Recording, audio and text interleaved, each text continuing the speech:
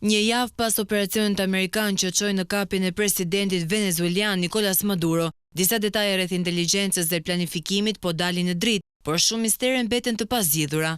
Operacioni që kërkoi muaj të tërë përgatitje përfshiu një ekip të fshehtë të CIA-s që vepronte pa mbulesë diplomatike në Venezuelë, sepse SBA nuk kishte më ambasada aty dhe ekipi veproi në një zonë të ndaluar për inteligjencën amerikane. Detyra e tyre ishte të identifikonin objektiva dhe të rekrutonin bashkëpunëtor brenda rrethit të ngushtë të Maduros. Një burim qeveritar i afërt me presidentin siguronte informacione vendimtare për lëvizjet e tij, por identiteti mbeti sekret. Informacioni i mbledhur nga terreni u kombinua me hartëzime, imazhe satelitore dhe teknologji të avancuar.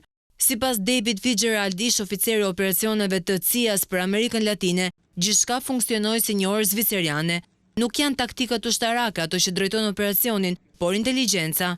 Rreth 150 mjet ajrore u përfshin në mision duke përfshirë helikopterë që fluturuan shumë ulët dhe dron stealth.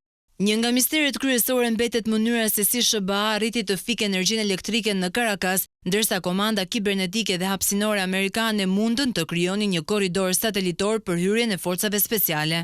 Në kompleksin Fuerteventura Maduro u kap teksa përpiqej të mbyllen në një dhomë të blinduar. Forcat amerikane kishin mjete shpërthyese dhe pishtar, por kapja e tij tregoi një uri të detajuara të strukturës së kompleksit. Dështimi i mbrojtjes ajrore kineze dhe ruse, si dhe dobësia e rezistencës së trupave kubaneze, ngritën dyshime se disa elementë të regjimit mund ta kenë lehtësuar operacionin.